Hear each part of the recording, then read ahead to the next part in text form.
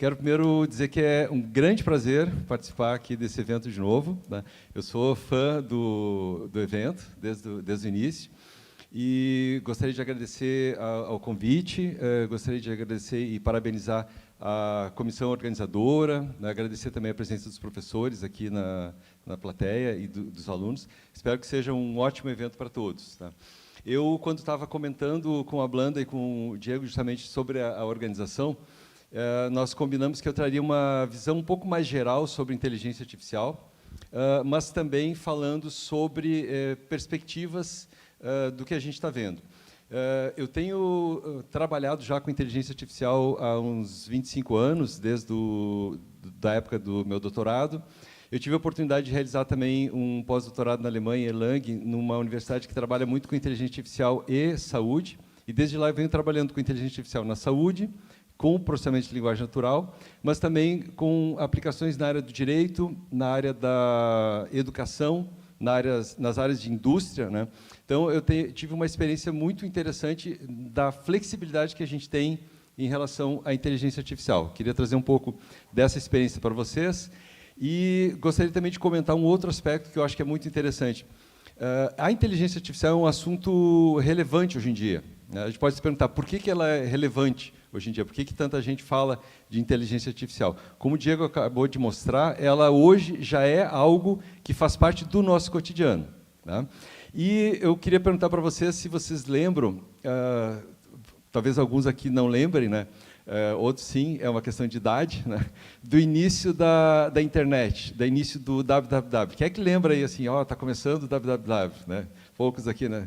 Eu estava no mestrado também, quando estava começando, e era um assunto muito interessante, a gente falava muito sobre aquele assunto, e daqui a pouco a gente parou de falar sobre aquele assunto, né? Mas a gente não parou de usar aquele recurso. Então, um sinal também de maturidade das tecnologias, a gente percebe nesse momento, onde a gente para de falar do assunto, porque o assunto já está incorporado no dia a dia. Não que o assunto não continue sendo desenvolvido, ele continua sendo desenvolvido, o www mesmo continua sendo desenvolvido, continua tendo aperfeiçoamentos, mas ele já está incorporado, né? Na inteligência artificial, eu diria hoje que a gente tem partes desse contexto, partes das quais a gente já não fala mais, porque já estão incorporados no dia a dia. O Diego trouxe vários exemplos, na indústria nós temos vários exemplos, tá? Mas também a gente tem alguns outros cenários da inteligência artificial dos quais ainda, sim, vamos falar bastante, tá? Por exemplo, a gente tem questões de avanços da inteligência artificial e uso em situações não tão adequadas. Por exemplo, na área bélica, né, a gente tem a utilização de inteligência artificial, e algumas questões ligadas a postos de trabalho, a gente tem também situações críticas, né? Então, esse é o contexto que eu queria trazer para vocês. Então, adiantando um pouquinho aqui a visão, né, de inteligência artificial que eu quero trazer, é algo que a gente já tem bastante avanços, uma grande quantidade de utilizações, né? Mas a gente tem ainda uma camada muito importante que vem se apresentando agora como algo de interesse. E, para isso, eu vou trazer um breve contexto, muito rapidamente aqui. Quando a gente começa a falar da inteligência artificial nos seus primeiros momentos, tá, o tipo de imagem que a gente tem é esse que está aparecendo aqui. Então, a gente tem, por exemplo, um livro que foi um marco, né, A Sociedade da Mente, do Marvin Minsky. Eu lembro de ter lido quando eu estava na universidade e foi muito interessante para mim, porque era uma visão sobre como a mente poderia se organizar, como um sistema poderia simular a mente. Mas é algo muito diferente do que a gente tem hoje. Era algo nos primórdios. E nesses primórdios o que a gente tinha eram os desafios que a gente tinha, eram desafios, por exemplo, de jogos de tabuleiro, jogos de xadrez, né? Os computadores eram esses que vocês estão vendo aqui, né? E a gente tinha alguns marcos também. Por exemplo, em algum momento a IBM patrocinou um projeto que certamente vocês ouviram falar, o Deep Blue, que ganhou de um campeão, o Garry Kasparov, várias partidas, né? E na época isso era quase como final de mundial de futebol. Vocês estão vendo a cara aqui dos espectadores, né, quando ele ganhou. Depois disso a gente teve um outro momento como esse, onde a Google desenvolveu um sistema que ganhou de um campeão da AlphaGo também, um outro marco, né? Mas esses marcos eles eram marcos não tão recorrentes. Eram situações específicas, tanto que quando a gente olha para o histórico da inteligência artificial nos seus períodos iniciais, a gente não vê grandes avanços. Mas se a gente pega uma figura um pouco mais recente, então a gente tem aqui uma figura que está disponível também para... Sério, vocês não vão conseguir ler, tá, pessoal? Não se preocupem. Não era para vocês lerem, né, por causa que é muito grande, mas a figura está disponível na internet, né? Essa visão, que é a visão mais completa, ela permite que a gente veja desde as primeiras décadas, né, década de 40, década de 50, onde os termos iniciais, né, inteligência artificial, aprendizado de máquina, começaram a ser desenvolvidos. Depois a gente tinha marcos, por exemplo, isso aqui é um robô que tem algum tipo de autonomia, né? Isso aqui também é um outro robô. Situações em laboratório, muito controladas, muito específicas, né? E aí a gente começou a ter alguns eventos adicionais, por exemplo, o boom da internet, o boom do Big Data, situações que ajudaram a trazer elementos. O Diego comentou aqui, por exemplo, sobre a necessidade de dados, né? Antes do boom da internet, antes do Big Data, a gente não tinha essa disponibilidade toda. Isso começou a acontecer, começou a vir. E nas últimas décadas, né, a gente tem um aumento dramático de qualidade em algumas tecnologias. Um grande desafio, que o Diego descreveu muito bem, inclusive, que é a questão do processamento da linguagem natural, ele sempre foi uma decepção nesses momentos todos aqui, né, porque os resultados não eram lá muito bons. Mas agora, com o que a gente chama de IA generativa, a gente tem um outro cenário completamente diferente, de grande possibilidade de utilização. Então, a gente tem avanços muito rápidos nos últimos anos com a internet, mas que foram realizados a partir de uma constância, né, e uma persistência, vamos dizer assim, das tecnologias, principalmente tentando sobrepor o que a gente chama dos invernos, né, da inteligência artificial. E a gente tem isso em toda a tecnologia, né? Tem um determinado momento em que ela surge como potencial, muita gente fica empolgado com aquele potencial, aí, por uma questão de tecnologia, por uma questão de recursos, aquele potencial não se realiza e existe uma decepção, né? No caso, a inteligência artificial acabou passando por todos esses cenários, tá? Indo adiante, a gente tem um pouco do que a gente hoje vivencia. Então, aqueles sistemas que foram apresentados na palestra do Diego, que fazem reconhecimento de imagem, por exemplo, como é que eles são implementados? Aqui o que vocês têm, pessoal, é uma galeria de modelos de aprendizado de máquina para detecção de imagens, né, que fica disponível na OpenAI, que é uma empresa muito interessante de se acompanhar hoje em dia, né? Eles têm lá um ambiente que eles chamam de microscópio, então a gente pode ver. E aqui a gente observa que a gente pode até chamar isso de um museu, né, de modelos de aprendizado de máquina, né? Ele foi o responsável pelo aumento da qualidade dessa tarefa de detecção de imagens ao longo do tempo. Então, aqui, basicamente, o que a gente vai ver é o aumento da complexidade desses modelos para gerar aquela tarefa. Então, esse é um cenário que nos traz, hoje em dia, a qualidade que a gente tem, né, uma qualidade de... Aqui a gente tem um recurso que eu trouxe, em inglês mesmo, só para chamar a atenção de 3 etapas na área de processamento de linguagem natural. Então, os primeiros sistemas de chatbots que eram muito limitados, pré-programados, com pouca capacidade de interação. Logo depois, a gente tem uma outra etapa, né, a partir dos anos 2010 em diante, patrocinados pela IBM, por algumas outras empresas, onde o aprendizado de máquina começou a se empregar em conjunto com o processamento de linguagem natural, e aí os sistemas tinham um pouco mais de qualidade.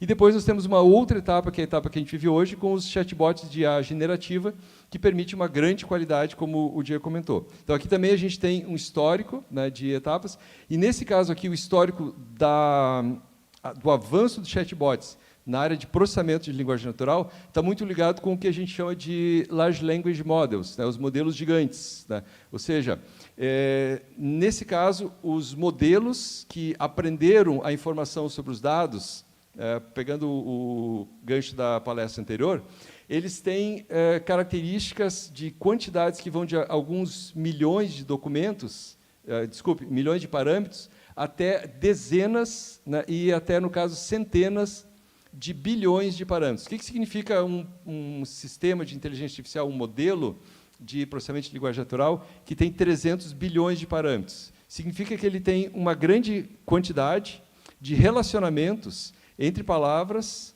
que foram aprendidos por ele em um processo muito longo, muito custoso computacionalmente, e que permite que ele consiga gerar essas respostas que a gente tem hoje. Esses modelos todos, eles usam como base uma tecnologia que a gente chama de transformers e um modelo que a gente chama de mecanismo de atenção, que permite relacionar palavras com palavras que são normalmente utilizadas naquele contexto. Então, ele começa a ser utilizado para identificar uma próxima palavra dentro de uma frase, mas começa depois a ser expandido em escala muito grande para geração de parágrafos, geração de vários parágrafos. Então, a gente tem esse contexto dando suporte. E aqui eu trouxe um relatório que saiu agora recentemente, em setembro de 2023, do Fórum Econômico Mundial, que usa uma análise para a possibilidade de emprego desses tipos de sistemas de LLMs em várias áreas. E eles mapeiam, desculpe, aqui vai ficar pequeno, mas eles mapeiam várias áreas onde existe a possibilidade de automação com esses modelos, outras em que existe a possibilidade de melhoria, né? E aí a gente tem aqui análise de crédito, atividades de gerenciamento, telemarketing, assistente de estatística, caixas. Essa linha azul clara e essa linha azul aqui, um pouquinho mais escura, são os percentuais previstos, né, de possibilidade de utilização desses ambientes. Então, quando o Diego comentou antes sobre o risco que a gente tem da inteligência artificial deslocar trabalhos, tá, isso é real, isso já vem acontecendo, em várias áreas é muito dramático, como a gente está vendo aqui. Tá? E aí, claro, é uma discussão importante. A gente não vai fazer aqui por causa do tempo, né? Mas é uma discussão muito importante sobre o quanto é bom, o quanto pode ser disruptivo ou o quanto pode ser problemático. Mas essa lâmina mostra para a gente justamente esse potencial, que vai na casa de 80%, 85%, 87%, 70% de possibilidades de aplicação. Aqui no Brasil, pessoal, provavelmente vocês já conhecem, já ouviram falar, a gente tem uma série de exemplos interessantes nesse sentido. Tanto de, por exemplo, escritórios de advocacia que automatizaram algumas atividades, tá? Como também de situações extremamente benéficas, do meu ponto de vista, como a automação de algumas atividades em tribunais, como o Tribunal de Justiça do Rio Grande do Sul, o Tribunal Superior Eleitoral, o Tribunal Superior de vários estados, né, onde tarefas repetitivas, demoradas, que eram feitas por pessoas, começam a ser feitas por esse tipo de sistema. Tá? E aqui o que é interessante destacar também, e que o Diego falou muito bem, é que esses sistemas eles são utilizados e existe essa taxa em torno de 80% de utilização, porque realmente eles provém uma qualidade, eles permitem que sejam realizadas as atividades. Aí, se a gente olha para esse tipo de sistema aqui, a gente tem a questão dos humanoides, né? Então, aqui tem o Figure 1, Figure 2, que é um humanoide junto com a OpenAI, que vem sendo explorado como possibilidade. E aqui, nessa lâmina, o que a gente está vendo, pessoal, é uma série de atividades, como reconhecimento de escrita, reconhecimento de imagens, e aqui, nessa barra de cima, a gente está vendo o que seria o limite da performance do ser humano.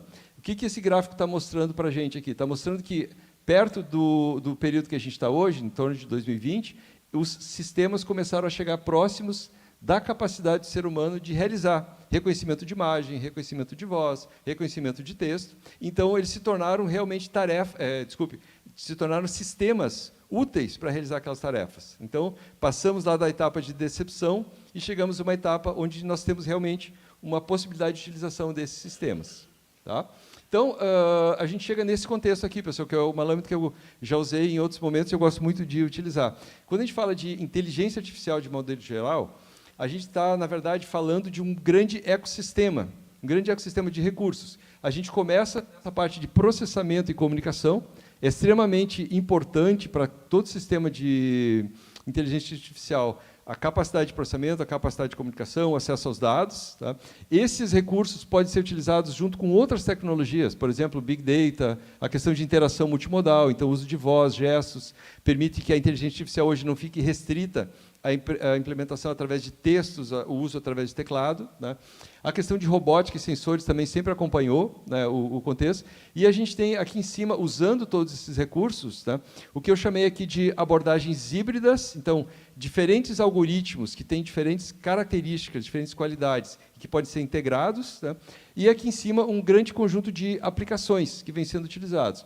E todas essas figuras que eu trouxe aqui são figuras de situações reais. Então, a gente tem carros autônomos, a gente tem reconhecimento de imagens, aqui reconhecimento de imagens, implementação de linhas automatizadas em indústria, uso, né, de reconhecimento de elementos, a questão de robôs para organizar estoques, robôs humanoides, o robô da Boston Dynamics, que o Diego mostrou o vídeo, integração com recursos como deslocamento por ar ou deslocamento por terra, né? Ou seja, isso já é o nosso contexto cotidiano. Tá? Já temos esse cenário. Agora, eu vou falar rapidamente também sobre o que dá suporte para esse contexto. Uma parte é a computação, o recurso computacional. Então, a gente tem aqui, basicamente, os supercomputadores para treinar modelos. Por exemplo, esses modelos que o ChatGPT utiliza, esses outros modelos abertos, que têm bilhões de parâmetros, eles são treinados não no nosso notebook, que fica na nossa mesa, né, mas por semanas, às vezes, num supercomputador desse tipo aqui. Aqui vocês estão vendo o Frontier, né, que é um dos maiores do mundo. Para a gente ter uma ideia do quanto é crítico, né, essa passagem e a necessidade de computação para que o sistema de inteligência artificial tenha qualidade, a gente tem aqui uma linha do tempo que começa na década de 40, onde os sistemas normalmente trabalhavam com 10 flops. Flop é Floating Point Operation, por segundo. 10 operações de ponto flutuante por segundo. Na década de 2020 em diante, a taxa de uso para treinar esses modelos é de 10 bilhões de petaflop, sendo que um petaflop é um quadrilhão de flops, ou seja, 10 bilhões de quadrilhões de pontos de operações de ponto flutuante por segundo, durante semanas, muitas vezes, para treinar esses sistemas. Ou seja, são sistemas que têm realmente o acesso a uma grande quantidade de dados, eles criam uma rede de relacionamento entre esses dados que é muito poderosa e que permite que eles tenham essa qualidade. Tá?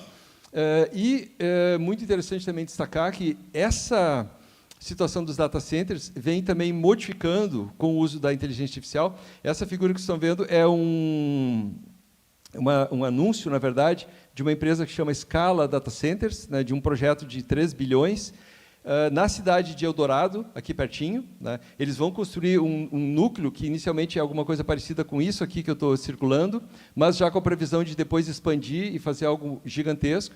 E é um data center voltado para o processamento normal, que o data center utiliza para suportar aplicações em nuvem, mas também, em grande parte, para trabalhar com inteligência artificial. E aí a gente tem empresas que trabalhavam com criação de hardware para aceleração, por exemplo, de processamento de imagens, que nem a NVIDIA, né, que começaram a ser utilizados para o processamento de recursos de inteligência artificial, por causa do tipo de processamento que eles geram, né, e que hoje, né, como está aqui nessa notícia, já não são mais consideradas uma empresa voltada para gráficos, né, claro, eles atuam nos gráficos, mas são consideradas empresas voltadas para a inteligência artificial. Então, esse tipo de recurso é extremamente necessário e continua se expandindo. E, por fim, né, para terminar essa primeira parte do contexto, né, algo que é extremamente importante, não apenas a capacidade de computação resolveu a qualidade da inteligência artificial, mas a gente tem um grande avanço, onde entra aí a capacidade do ser humano, né, de criação de modelos. Então, vocês podem ver aqui uma espécie de um pupurri de modelos, começando com esse modelo aqui, que é um modelo de regressão simples, onde a gente pode até intuir, quem não é da computação aqui, o que ele faz. Né? Ele basicamente analisa esses pontos aqui num gráfico bidimensional e traça uma tendência de comportamento desses pontos. A mesma coisa, né, de forma semelhante, a gente pode ter na situação aqui de baixo, né, onde tem uma separação de categorias, ou nessa outra situação onde a gente tem agrupamento de situações similares. Depois disso, a gente tem outros modelos que trabalham com dados mais complexos, que permite, por exemplo, a utilização de uma planilha com dados bem diversos entre si, e uma análise com um recurso como árvore de decisão, que permite organizar esses dados e gerar respostas sobre esses dados. Depois a gente tem as redes neurais, que permitem classificar imagens, textos, redes neurais que permitem organizar diferentes elementos, os sistemas de aprendizado por reforço, que permitem aprender como detectar situações positivas ou negativas no contexto, e depois a gente tem as redes mais complexas, então as redes convolucionais, redes GAN, sistemas que permitem trabalhar com texto e gerar imagens, ou vice-versa, sistemas que permitem trabalhar com conjuntos de documentos, que nem os LLMs, RAGs, e realizar perguntas para esses conjuntos de documentos e ter respostas. Né? Então, esse conjunto de modelos evoluiu também rapidamente até o que a gente tem hoje como categorias.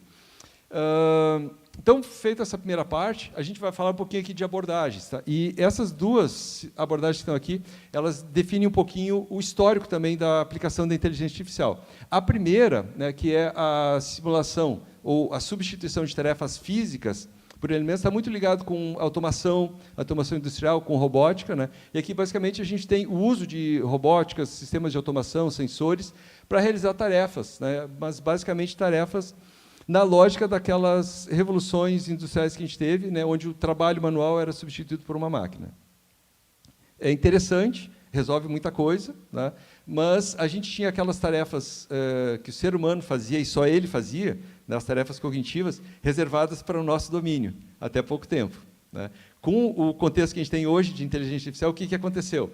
O que a gente chama de tarefas cognitivas, então, resumir um texto, gerar um texto, né, analisar um conjunto de dados e dar uma proposta de decisão para aquele conjunto de dados. Isso já começa a ser feito, e isso é feito com qualidade pelas máquinas. Então, essa é uma primeira divisão. Tem uma outra divisão que é interessante também, que é o que a gente chama de inteligência artificial aplicada e inteligência artificial geral. Quando a gente fala de inteligência artificial aplicada, a gente está falando daquele sistema que faz reconhecimento de imagem e só faz isso. Ele foi treinado, como o Diego comentou também ali, né, para fazer aquele reconhecimento de imagem, ele é muito bom naquilo. Quando a gente fala de inteligência artificial geral, a gente está falando de sistemas que vão além dessa característica. Sistemas que têm alguma possibilidade de flexibilidade, alguma possibilidade de melhoria contínua, né, alguma possibilidade de tomada de decisão. Até pouco tempo, pessoal, quando a gente falava de inteligência artificial geral, a gente falava que isso é coisa para muito tempo, para várias décadas, que talvez nunca se concretize, tá? Aí eu queria aproveitar e fazer uma pergunta para vocês, né? O que vocês acham? A gente chega, em algum momento, na inteligência artificial geral? Quem é que acha que a gente chega aqui na próxima década? Ó, tem bastante gente já apostando. Isso que vocês estão falando, pessoal, é uma discussão bem interessante, né? Porque, normalmente, inteligência artificial geral, até agora, né, estava ligado ao contexto da ficção científica, né? Então, a gente tem lá, não sei se alguém conhece os Jetsons, tem um livro, né? Tinha lá um robô maravilhoso, né, que fazia tudo na casa e tal. Depois tem séries como Star Trek, tem esse filme aqui que é o Hair, né, onde tem lá uma inteligência artificial super avançada e tal. Mas, se a gente olha o que o Diego mostrou para vocês, e a gente olha essas figurinhas aqui, ó, o que a gente está encontrando na nossa esquina hoje? A Sofia, os robôs lá da Boston Dynamics, eles fazem muito mais do que aquilo que foi mostrado, os robôs que colhem uvas, sistemas que reconhecem imagens, né? E aí a gente tem grandes pensadores, né? Se alguém aí é da computação, provavelmente vai estudar o livro do Stuart Russell, né, que é um dos livros textos bastante utilizados. Ele esteve aqui em Porto Alegre no Fronteiras do Pensamento esse ano, recentemente, e uma das grandes atividades que ele tem hoje é trabalhar sobre o risco da inteligência artificial. Então, ele não fala claramente sobre vamos ter uma inteligência artificial daqui a 5 meses, a 10 anos, daqui a 2 anos, né? Mas ele fala que os sistemas que existem hoje já dão alguns sinais que devem ser olhados como possibilidade de IA geral e também devem ser olhados com preocupação, né, com a regulamentação, com critérios, com a ética. Então, isso é algo que vem sendo trabalhado. E tem também, só para colaborar aqui, um instituto, o AKR, que vem fazendo previsões também sobre quando, né, ele faz previsões consultando especialistas, consultando sistemas. E aí o que acontece, né? Em 2020, a previsão dele é daqui a 50 anos, talvez, né? 2021, a previsão é de 34 anos, talvez. Já em 2023, a previsão deles é que talvez em 8 anos a gente tenha. Claro que eles não estão falando aqui, pessoal, da Skynet, né? Vocês lembram lá do filme, né? Assim, uma rede que vai dominar o ser humano. Eles estão falando de sistemas que têm algumas possibilidades de autonomia, algumas possibilidades de aprendizado. Tá? Então, isso já é algo que está muito perto da nossa situação. E aí eu quero passar para a próxima etapa, aqui, a etapa final, onde a gente vai tentar entender que sistemas são esses, né? E se realmente temos essa possibilidade, esse risco. Uma das áreas de inteligência artificial é o que a gente chama de inteligência artificial simbólica. Trabalha com representação de conhecimento. O que seria representação de conhecimento? Aqui a gente tem um exemplo de uma ontologia, ou de um grafo de conhecimento, onde a gente tem conceitos e tem atributos para esses conceitos. Então, aqui a gente pode representar, por exemplo, um contexto de um palco, o contexto de uma palestra, o contexto de uma doença, o contexto de uma dinâmica. Aqui a gente tem uma ontologia um pouquinho maior, né? E aqui vocês têm uma figura de uma rede dessas ontologias, onde cada bolinha daqui é uma ontologia completa desse tipo, muito maior normalmente, né, que permite que a gente faça esse tipo de coisa que está aqui, ó, que a gente pegue várias ontologias diferentes, uma que fala sobre caminhões, outra que fala sobre estradas, outra que fala sobre venda de comércio eletrônico, e crie, a partir de pedaços de cada uma das ontologias, um outro conhecimento. Tá? Então, esses sistemas que a gente chama de representação de conhecimento permitem fazer esse tipo de atividade e permitem, inclusive, explicar por que foi feito dessa maneira. Então, é muito parecido com o raciocínio lógico que nós temos. E o que é mais interessante, e cabe destacar aqui, é que esses sistemas, pessoal, vêm sendo alimentados com dados em grande quantidade da vida real. O que vocês estão vendo aqui, ó, é uma oferta de um produto de comércio eletrônico, né? Aqui vocês deveriam estar vendo, é para ser o código HTML desse produto. Tá? No código HTML está embutido esse tipo de representação de conhecimento. Existem grandes padrões, good relations, que Bing usa, que Google usa, para divulgar essas informações na web. Sempre que o sistema publica algum documento, ele publica já dessa maneira, e que permite que sistemas que usam esse tipo de recurso façam essa utilização. Então, esses sistemas hoje são bastante avançados. A gente tem hoje, então, as redes de ontologias, a Linked Open Data é uma das maiores. A gente tem grandes empresas como o Google, deve ter ouvido falar, que tem, por exemplo, uma iniciativa deles, o Google Knowledge Graphs, com 70 bilhões de fatos. E a gente tem uma outra iniciativa que é muito interessante, que é a iniciativa de dados abertos.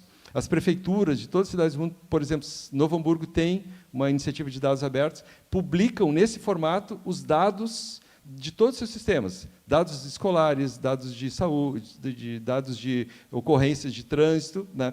Ou seja, esses sistemas aqui são sistemas hoje ligados, esse aqui é da cidade de Nova York, né? Esse aqui é um exemplo de ontologias, são ligados a esse tipo de contexto. Ou seja, sistemas podem hoje utilizar esse conjunto de dados para realizar inferência e chegar a algumas conclusões. Então, essa é uma parte interessante, né, da área de IA. A outra parte é o que a gente poderia chamar, tem vários nomes, tá, pessoal? Poderia chamar de IA subsimbólica. Aqui a gente tem os sistemas que trabalham com o aprendizado de máquina, sistemas baseados em dados, o Diego apresentou vários deles ali na palestra, e sistemas baseados em experiência e erro, sistemas de aprendizado por reforço. Basicamente, a gente tem aqui várias arquiteturas, como eu comentei, cada vez mais modernas, mais potentes, e, do outro lado, a gente tem uma série de sistemas que aprendem a realizar percursos complexos, realizar tráfego, né, trajetórias em situações de dificuldade e por aí vai. Na IA subsimbólica, né, a gente tem, então, basicamente, aprendizado de máquina, que hoje, pessoal, se vale muito da coleta de dados que é obtida não apenas de bancos de dados normais, mas também de recursos como esse que vocês estão vendo aqui, que são sensores. Então, os dados que o aprendizado de máquina hoje pode utilizar, eles podem vir de uma situação real, de uma fábrica, de um uso de um sensor vestível, né? E a gente também tem o que a gente chama de banco de dados de vetores, onde dados normais, né, tabelas de dados, são transformados já num formato vetorial para uso mais fácil nesse tipo de sistema. Eles usam grande quantidade de recursos computacionais, né? Tem aquela visão que já foi apresentada, né, onde, em vez de definir a programação, a gente usa os dados para aprender, né? E a gente tem aqui uma grande quantidade, né, uma infinidade, quase eu diria, de diferentes arquiteturas que permitem que isso seja bastante avançado. Indo adiante, a gente tem também uma outra situação que eu gosto bastante de trazer, porque é um potencial bem interessante, que é o que a gente chama de complementariedade neurosimbólica. A primeira figura que está aqui, ela mostra um processo normal de aprendizado de máquina, com falando, né, de aspectos técnicos, com uma rede convolucional, que aprende como identificar traços dessa imagem aqui, dessa maçã, através de vários processos, ela consegue identificar que aquilo ali é uma maçã. Essa outra figura aqui, por outro lado, representa uma rede de conceitos que tem as características do que seria uma maçã. Esses sistemas, eles foram desenvolvidos de forma independente ao longo do tempo, aqui a gente tem uma linha do tempo, né, das características, e nos últimos tempos eles vêm sendo integrados, principalmente no uso dos grandes LLMs, né, começa a aparecer a utilização de integração de LLMs e grafos de conhecimento para melhoria, para substituição de algumas situações complexas, como, por exemplo, alucinação, diminuição de alucinação, e também LLMs e atividades de emprego de agentes para trabalhar em workflows, né, processos de decisão. Então, isso é uma área também em grande avanço. Então, a gente tem basicamente essa ideia. A gente tem aqui alguns exemplos de trabalhos que integram, né? Então, o conhecimento visual com o conhecimento de texto, e aí, com isso, a gente tem um avanço. Tem uma série de artigos, de trabalhos científicos bastante relevantes sendo utilizados, e essa complementaridade também ajuda, né, a avançar nesses sistemas mais complexos. Então, com isso, a gente chega nessa parte, agora, que é a parte onde eu destaquei rapidamente algumas tendências que me chamam a atenção no meu trabalho. Então, a necessidade de trabalhar com IA explicável, ou seja, mostrar como que o modelo chegou num determinado resultado. Isso é super importante em áreas críticas, como, por exemplo, direito, saúde, né? IA generativa vem sendo amplamente utilizada, e como eu mostrei para vocês, deslocando 80%, 90% da força de trabalho em algumas áreas, tá? A necessidade de modelos mais robustos e modelos compartilhados, né? Hoje, a geração desses modelos gigantes é a prerrogativa de grandes empresas ou de algumas poucas universidades com alguns recursos milionários, né? Então, compartilhamento, questões de acesso aos dados que esses modelos utilizam, né? Tem uma série de problemas. A gente tem o avanço do processamento de linguagem natural, né, que está cada vez mais real, né? As abordagens multimodais, cada vez mais a gente tem possibilidade de integrar, e os robôs humanoides que vocês viram, né, eles dependem exatamente dessa abordagem multimodal. Ele precisa ter visão computacional, entendimento de linguagem, entendimento espacial, planejamento, né, para conseguir trabalhar. E a gente tem essa questão da integração de abordagens neurosimbólicas. Com isso, pessoal, a gente tem, então, uma gradual ampliação dos domínios de utilização, né, e uma necessidade cada vez maior de análise de aspectos éticos. No Brasil, na Europa, nos Estados Unidos, vem sendo debatido esse processo. Tá? Opa, voltou. Vem sendo debatido esse processo, né, dos aspectos éticos, desculpem, né, e dos aspectos de regulamentação. Então, isso é algo bastante relevante, tá?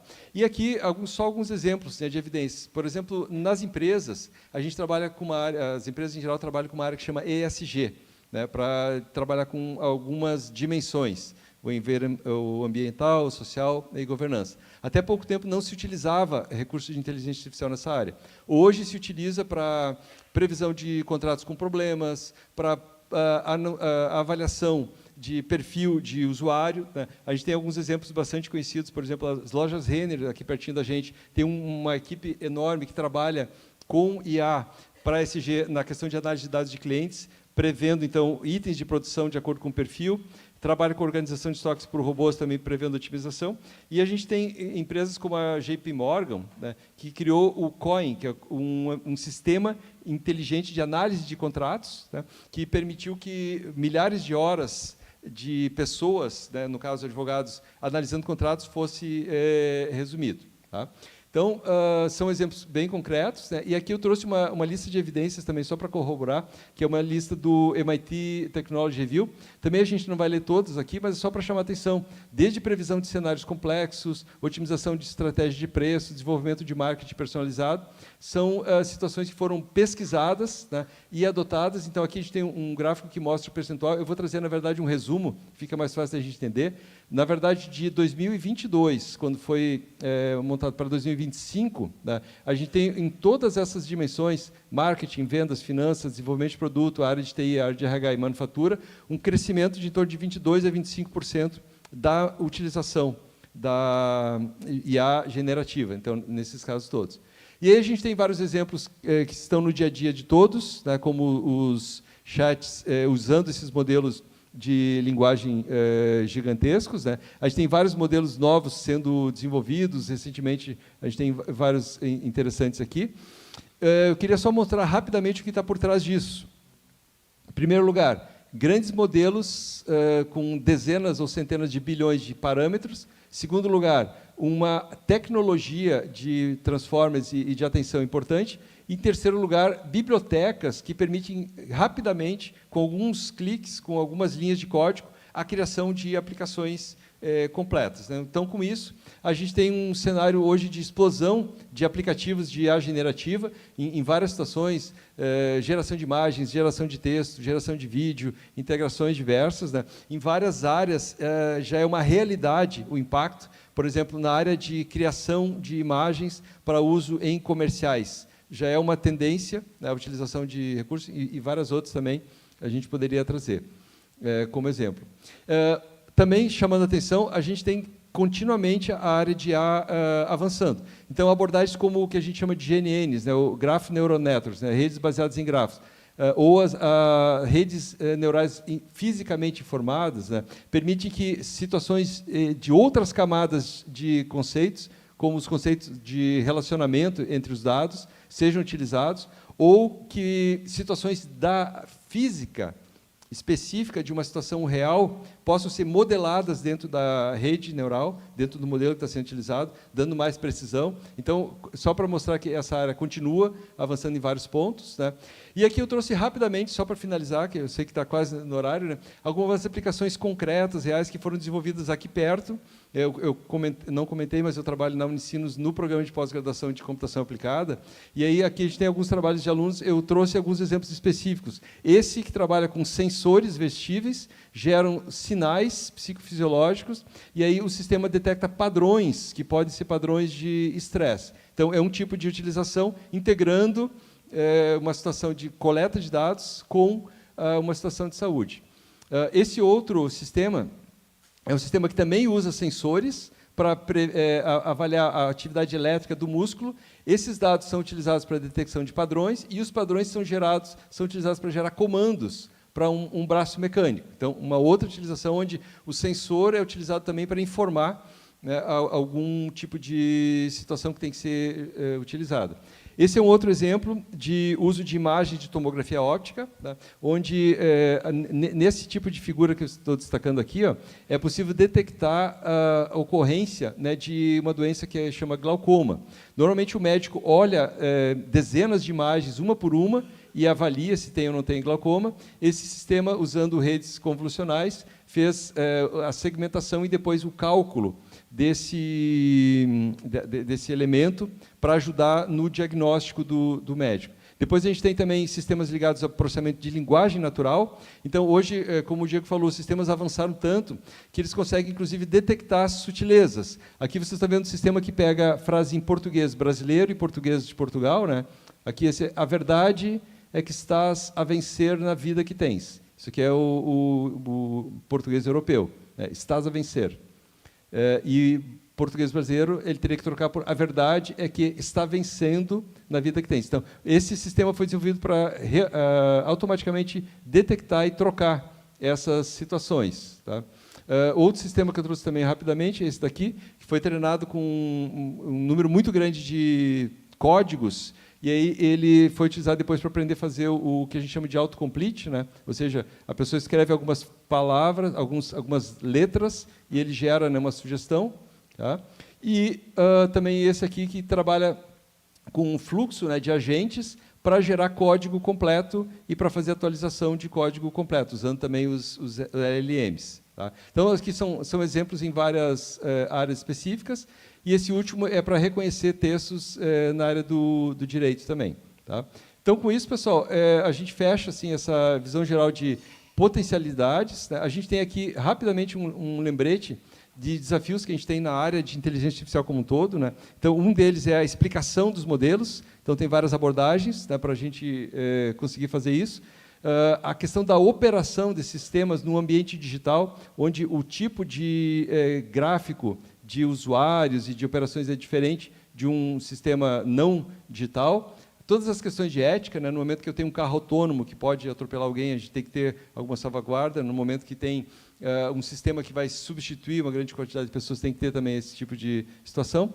O tratamento de modelos, tratamento de integração, então, são áreas que ainda continuam a avançar bastante, né, nessa área de inteligência artificial. E, por fim, para fechar, pessoal, eu gosto de trazer essa figura quando a gente fala de inteligência artificial. Tá? Para mim, a gente tem uma semelhança muito grande com um iceberg. Né? A gente está vendo hoje uma pontinha do que a inteligência artificial pode fazer, né? Pegando até o gancho com a palestra do Diego antes, ele trouxe uma série de exemplos que já estão no nosso dia a dia, que eu também comentei aqui. Eu acredito que isso é uma pontinha do que a gente tem, na verdade, de potencial ainda na inteligência artificial, com base nos avanços daqueles sistemas que eu comentei para vocês. E aí, o que seriam essas situações? Né? A própria ampliação do uso no contexto do trabalho. Então, no momento que ele resolve como uma pessoa, ou às vezes melhor que uma pessoa, né, por que não usar? Isso é uma pergunta que qualquer empresa, instituição vai fazer. A questão de integração de fontes de dados, que continua a acontecer, é extremamente benéfica, né? A questão de mecanismos híbridos que estão sendo desenvolvidos, são cada vez mais poderosos, né? E tudo isso, pessoal, é alicerçado em dois grandes pilares. Um é a transformação digital. Hoje em dia, a gente tem a digitalização em fábricas, mesmo numa universidade, a gente tem uma transformação digital enorme quando a gente usa um ambiente virtual, todos os dados dos usuários, dos alunos estão lá, podem ser utilizados de forma positiva, né? E também esse suporte para atividades cognitivas que recentemente virou realidade. Então, a gente consegue hoje usar um sistema, um agente, que realiza alguma atividade, como, por exemplo, uma revisão de um contrato jurídico com segurança, ou que realiza um apoio num diagnóstico médico com segurança. Então, isso é a nossa realidade hoje. E aí a pergunta é se isso vai avançar algumas casas ou não, né, no contexto da inteligência artificial geral. Bom, com isso eu fecho aqui, acho que ficou no tempo, né? Agradeço a todos vocês, muito obrigado pela oportunidade.